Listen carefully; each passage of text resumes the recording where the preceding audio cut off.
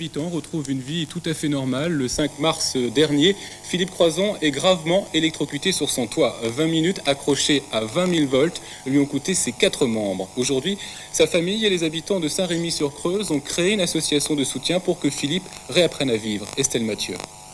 Il suffit parfois d'un petit rien pour que tout bascule. Le 5 mars dernier, Philippe Croison, 26 ans, grimpe sur le toit de sa maison pour récupérer son antenne de télévision. À peine détachée, l'antenne bascule sur un fil électrique haute tension. C'est le drame. Philippe, brûlé au 3e degré, sera amputé des 4 membres. Aujourd'hui, il tente de réapprendre à vivre, plein de courage et de détermination. J'ai réfléchi, je me suis dit, écoute, t'es comme ça, tu peux pas faire autrement, ça reviendra pas. Faut foncer, quoi. J'ai les enfants, j'ai mes 2 enfants, j'ai ma femme, j'ai la famille qui est avec moi, qui était derrière. Je me suis dit là, je peux pas faire autrement, quoi. Je suis obligé de foncer. Le sourire de Philippe, c'est aussi le combat de son père. Gérard Croison vient de créer une association dont le but est de redonner des bras et des jambes à son fils.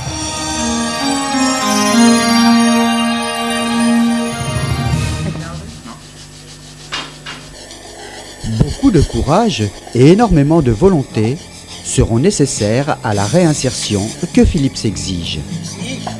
Il lui faudra pour cela réapprendre les gestes même les plus simples de la vie courante.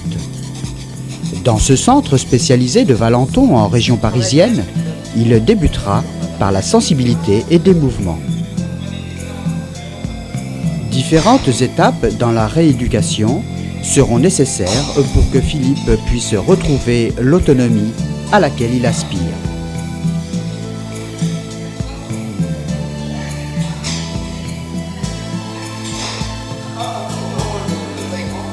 Il ne lui a fallu que 5 mois après l'accident pour qu'il puisse refaire ses premiers pas. Force et courage restent bien sûr indispensables pour arriver à un tel résultat.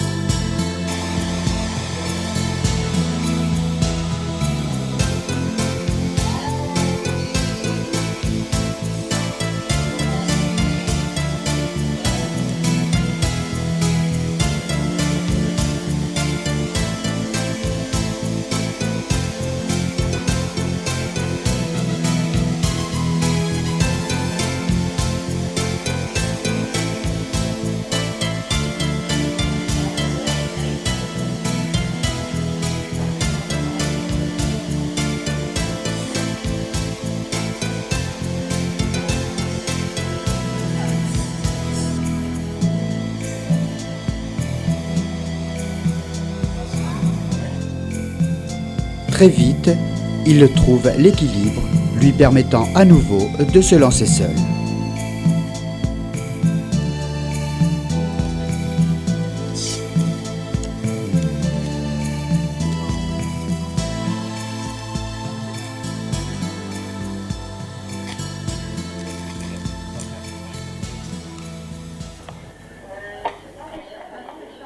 Aucune négligence sur les gestes si banals que sont manger, boire et même écrire.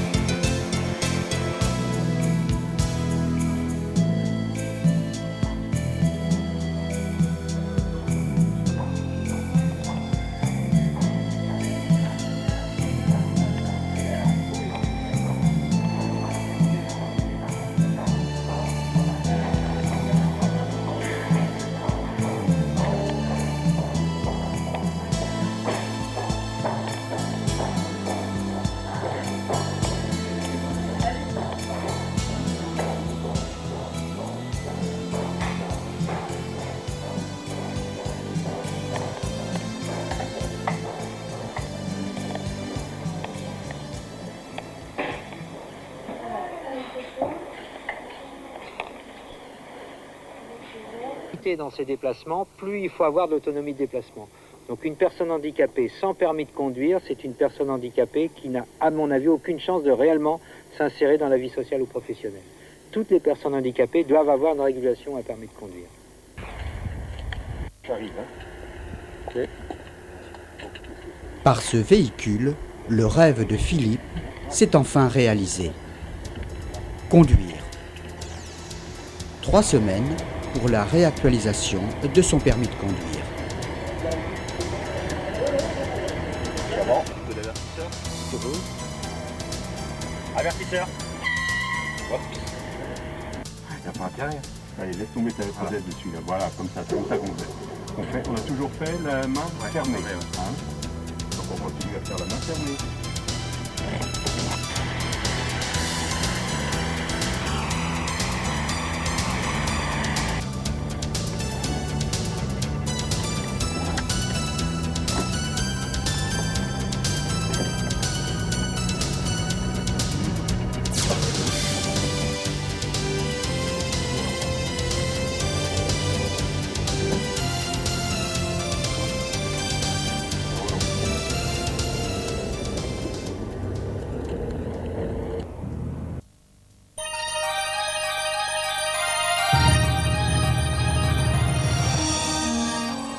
Sa rencontre avec le pape, un moment de grande émotion.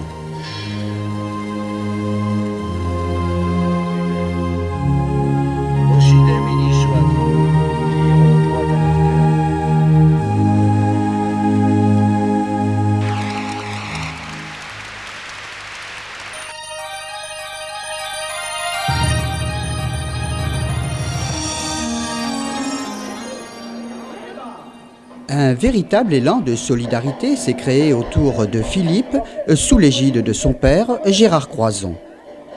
Plusieurs manifestations furent organisées pour le soutien financier de l'association qui se donne maintenant pour vocation d'aider et de soutenir tout autre handicapé amputé qui, comme Philippe, ont dit oui à la vie et continuent à se battre pour retrouver leur dignité d'homme.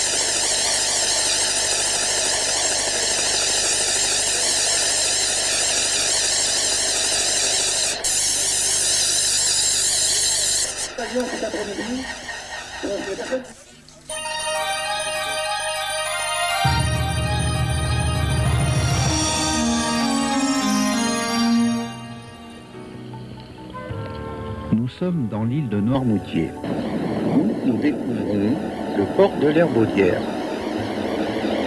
port de pêche et de plaisance.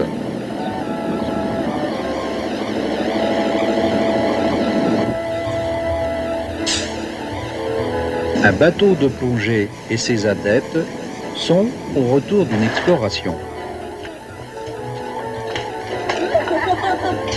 Le déchargement s'effectue collectivement.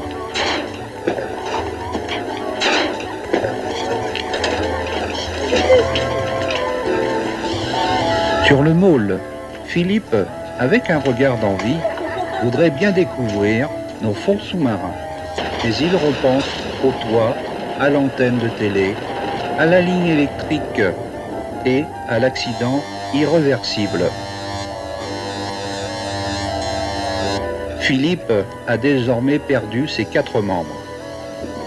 Un organisme spécialisé lui a créé des prothèses et c'est une équipe soudée de moniteurs qui va lui permettre la réalisation de son rêve.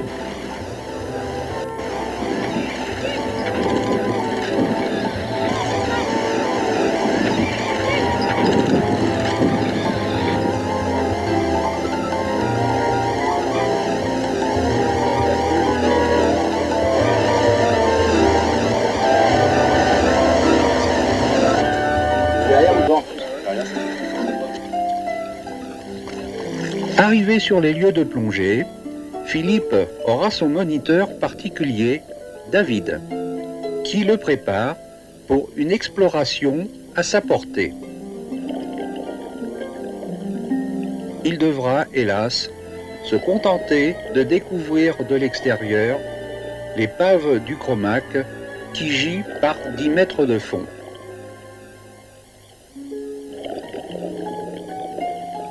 Seul le restant de l'équipe y pénétrera.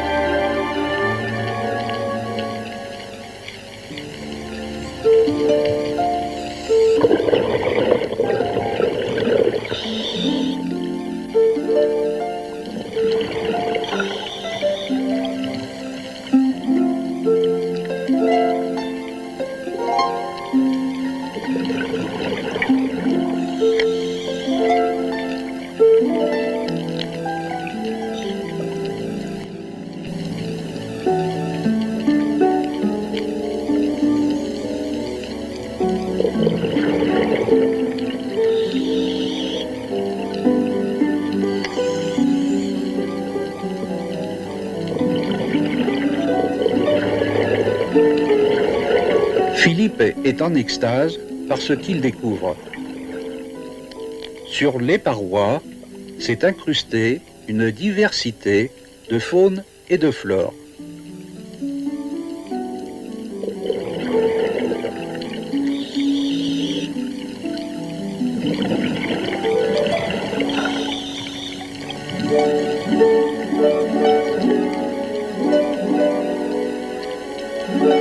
La visite est courte, mais par prudence, il faut rentrer. Et sur le chemin du retour, ce monde vivant sous-marin semble saluer la réussite du défi que Philippe s'est imposé.